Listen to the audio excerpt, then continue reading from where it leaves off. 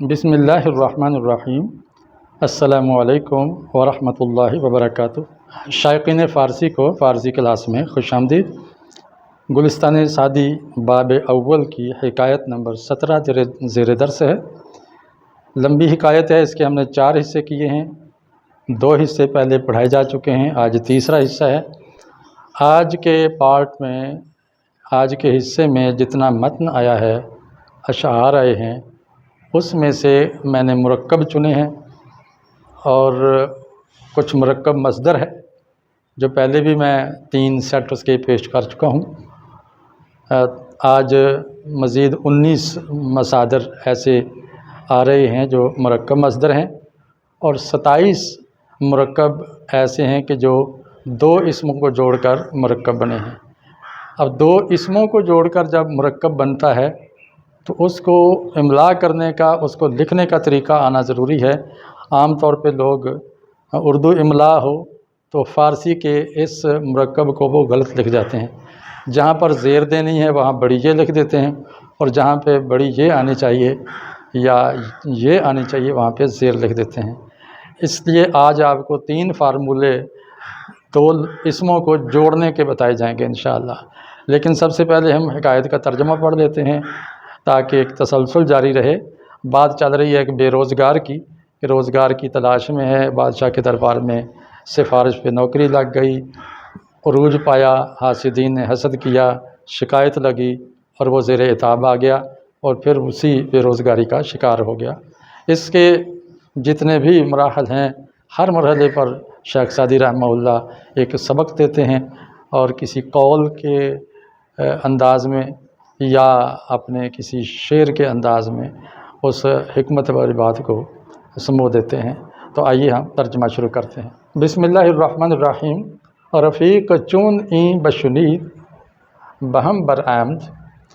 دوست نے، ساتھی نے جیسے ہی یہ بات سنی، این میں نے یہ بشنید سنی، تو شنید ماضی مطلق ہے، اور اس سے پہلے بے، اکثر فارسی میں آپ کو بے ملے گی، یہ زائد ہے بے، اس کا معنی کوئی نہیں ہے، اور کبھی کبھی یہ ہے کہ یہ معنی میں تھوڑی سی تبدیلی کرتا ہے کہ فوری کوئی کام ہونا ہو یا زوردار ہونا ہو، اس میں تاکید، زور یا فوری کا کہیں مفہوم آ جاتا ہے، یکا یک کا مفہوم آ جاتا ہے، یا کمپلیٹ کرنے کا اور اس میں زور دینے کا مفہوم آ جاتا ہے۔ تو دوست نے جیسے ہی بات سنی، بہم برآمد، تو اس نے منہ موڑ لیا، منہ بنا لیا، ناراض ہو گیا۔ یہ محاورہ بن گیا ہے۔ آمدن مصدر ہے، لیکن جب بہم برآمد آ جائے، برآمدن ہوتا ہے باہر لانا، اور بہم برآمد جس کا مطلب ہے کہ منہ بنا دینا۔ وروی از حکایت من درہم کشید، اور رو یعنی چہرے کو، از حکایت من میری اس کہانی سے، میری کہانی سے، درہم کشید موڑ لیا۔ روی درہم کشیدن یہ مصدر بن گیا، مرکب مصدر، یعنی منہ موڑ دینا، رخ پھیر دینا، گویا ناگواری کا اظہار کرنا۔ وسخن خواہ رنجش آمیز گفتن گرفت، اور رنجش آمیز باتیں کرنے لگ پڑا، بڑی جلی کٹی باتیں سنانے لگ گیا۔ تو سخن کی جمع ہے سخنہا، اور سخنہا یہ رنجش، یہ مرکب بن گیا رنجش آمیز۔ گفتن گرفت دیکھیں، یہ مرکب مصدر بن گیا، جیسے بیکیم ٹو ایبیوز یا بیکیم ٹو بلیم، جیسے بیکیم آتا ہے اسی طرح یہ مصدر کے بعد یہ گرفت کا لفظ آ جاتا ہے۔ وہ اینچی عقل و کفایت است، اس نے کہا کہ یہ کیا عقل مندی ہے، یہ کیا دانشوری ہے، وہ فہم و درایت، یہ کیا معاملہ فہمی ہے، اور یہ کیا حکمت والی بات ہے جو آپ مجھے کر رہے ہیں۔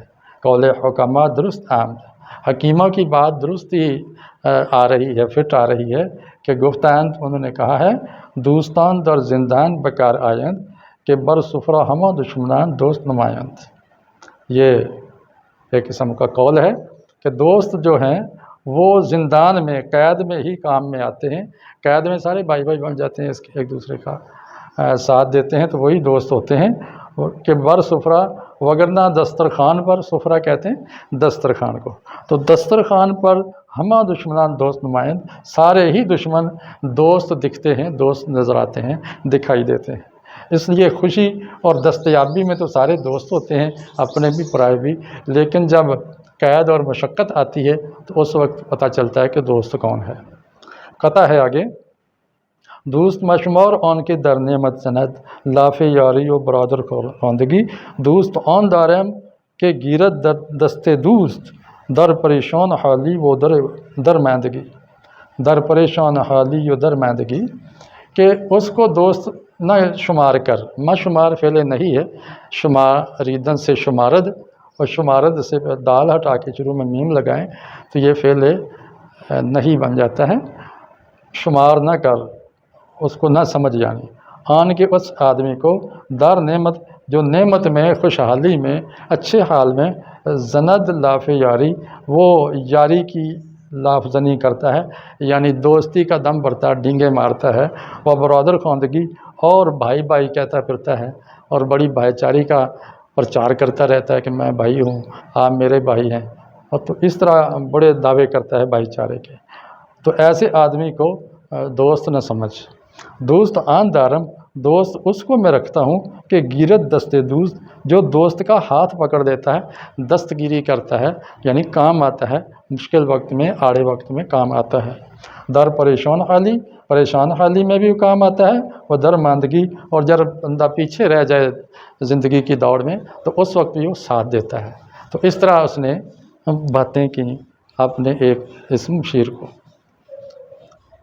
دیدم کے متغیر میں شود، اب یہ رفیق کہتا ہے میں نے دیکھا کہ اس کا رنگ کچھ بدل گیا ہے، لگتا ہے بات سننے کو تیار ہے، وہ نصیحت من بغرض میں شنود، اور میری نصیحت کو اپنے مقصد کے لیے وہ سننے کو تیار ہے، سن رہا ہے۔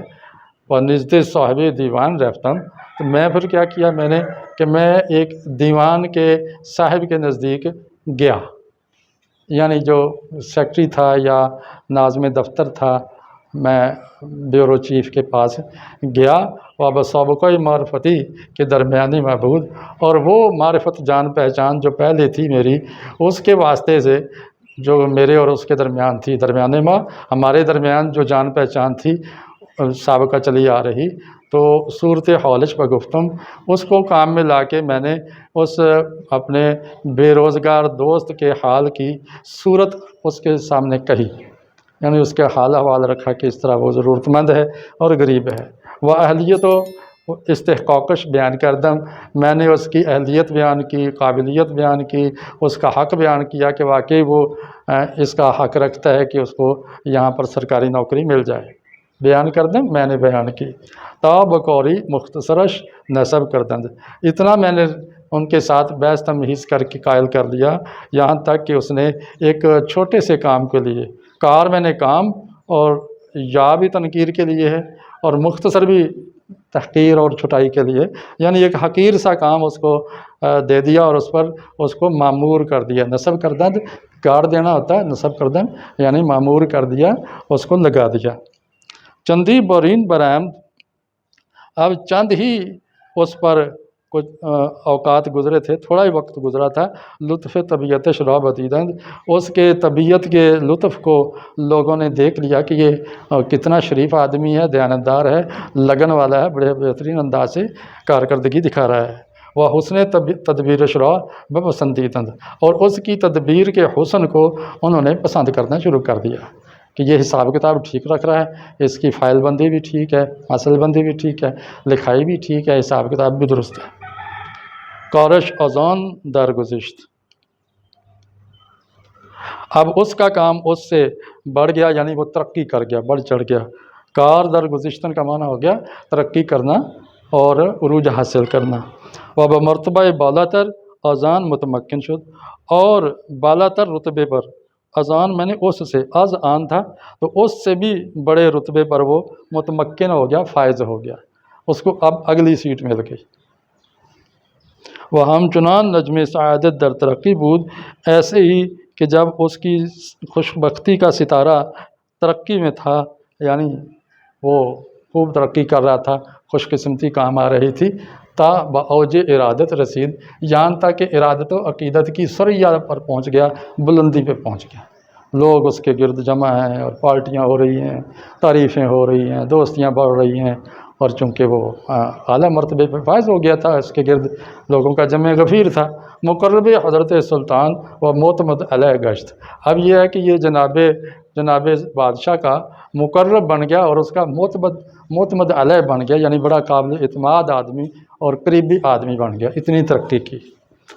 بر سلامتی حالش شادمانی کردم، اب اس کے حال کی سلامتی پر، شین میں نے اس کے، حال میں نے حال، اس کے حال کی سلامتی اور بہتری پر میں نے شادمانی کی، یعنی بڑی خوشی منائی۔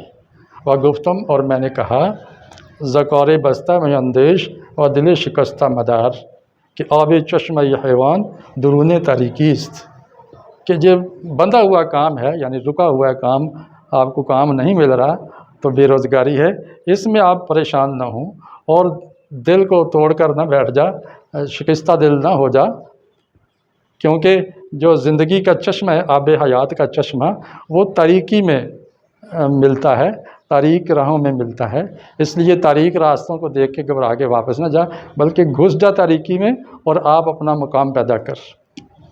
آگے، الا لا یجأرن اقل بلیہ وللرحمن الطاف خفیہ، عربی شعر ہے، خبردار یہ بات یاد رکھ، سن لے، لا یجأرن اخل بلیہ، جو بلیات اور پریشانیوں کا بھائی ہے وہ بالکل جزا فضا نہ کرے اور پریشان نہ ہو۔ یہاں ایک نسخے میں یحزنن ہے، یحزنن، حزن و ملال کا شکار نہ ہو۔ کیوں؟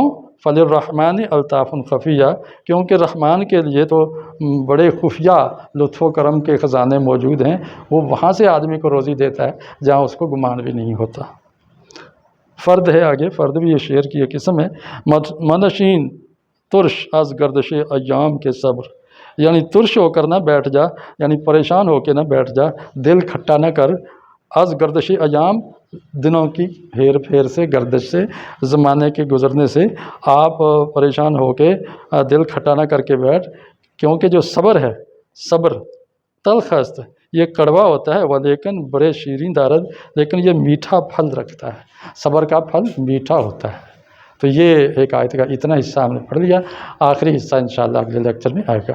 اب اس میں دیکھیں کہ جو مرکب مصدر ہے، تو میں نے کہا تھا کہ اصل مصادر آمدن، کشیدن، گرفتن، آمدن، نمودن، زدن، خواندن، داشتن، گرفتن، یہ اصلی مصادر ہیں، لیکن اس سے پہلے کبھی حرف کا اضافہ، ایک کا، دو کا، کچھ لفظوں کا، اسموں کا، فعلوں کا، مصدروں کا اضافہ ہو کے ایک نیا معنی بن جاتا ہے۔ تو اسی کی میں نے آپ کے سامنے یہ 19 مثالیں اسی اقتباس سے چن کے لکھی ہیں۔ بہم برآمدن، منہ بنا لینا، رو درہم کشیدن، منہ پھیر لینا، گفتن گرفتن، کہنے لگ پڑنا، درست آمدن، درست ثابت ہونا، بکار آمد، کام میں آنا، یعنی کام پہ لگ جانا، دوست نمودن، دوست دکھائی دینا، لاف زدن، ڈینگے مارنا، فضول باتیں کرنا، برادر خواندن، بھائی بھائی کہنا، دوست داشتن، دوست رکھنا، دست گرفتن، مدد کرنا، ہاتھ پکڑنا، بیان کردن، بیان کرنا، نصب کردن، مقرر کرنا، اور برین برآمدن، وقت گزرنا، کار درگزشتن، ترقی کرنا، اور متمکن شدن، فائز ہونا، لگ جانا، در رسیدن، آ پہنچنا، اور مقرب گشتن، قریبی بن جانا، حال گفتن، حال بیان کرنا، متغیر شدن، بدل جانا۔ اب میں بتاتا ہوں کہ دو اسموں کو جوڑنے کا کیا اصول ہے۔ اس کے 3 ٹانکے ہیں، ایک ٹانکا ہے کہ زیر لگایا جائے، ایک ٹانکا ہے کہ یہ لگائی جائے، اور ایک ٹانکا ہے کہ حمزہ اور زیر لگائی جائے۔ اب یہ تینوں ٹانکے کہاں لگتے ہیں؟ سب سے پہلا یہ ہے کہ اگر آپ پہلے اسم کے آخر میں الف دیکھ رہے ہیں یا واو دیکھ رہے ہیں، تو الف والے اسم کو دوسرے اسم سے جوڑنے کے لیے جو عام طور پہ پرانی اردو میں آتا ہے وہ حمزہ بڑی یہ لگاتے ہیں، سخن ہائے رنجش امیز۔ آج کل اس کی جگہ پر چھوٹی یا آتی ہے، اس کو ہم یہاں استعمال کر دیتے ہیں۔ روئے ترش، اس کو ہم یوں بھی لکھ سکتے ہیں، روئے ترش، اور بڑی یہ بھی لگا سکتے ہیں، روئے ترش۔ تو اس طرح اگر الف ہو یا واو ہو پہلے اسم کے آخر میں، اس کو اگلے کے ساتھ جوڑنے اور ترکیب دینے کا طریقہ ہے کہ اس کے آخر میں حمزہ بڑی ہے یا چھوٹی ہے لگا دیں۔ اس کے بعد اگر پہلے اسم کے آخر میں ہے آ رہی ہے، یہ ہے ایسی ہے جو لکھی جاتی پڑھی نہیں جاتی، صرف زبر کی آواز دیتی ہے، مثلا مرتبہ، سابقہ۔ اب اس کو سابقہ کر کے نہیں پڑھتے، ہا کی دمک نہیں آتی، تو اس ہا کو ہائے مختفی کہتے ہیں، خفیہ مختفی۔ ہائے مختفی اگر آ جائے پہلے اسم کے آخر میں، اس کو اگلے اسم کے ساتھ جوڑنا ہو تو پھر اس کے اوپر حمزہ اور نیچے زیر لگاتے ہیں۔ اب مرتبہ بالا اونچا مرتبہ، سابقہ معرفتی یعنی سابقہ جان پہچان۔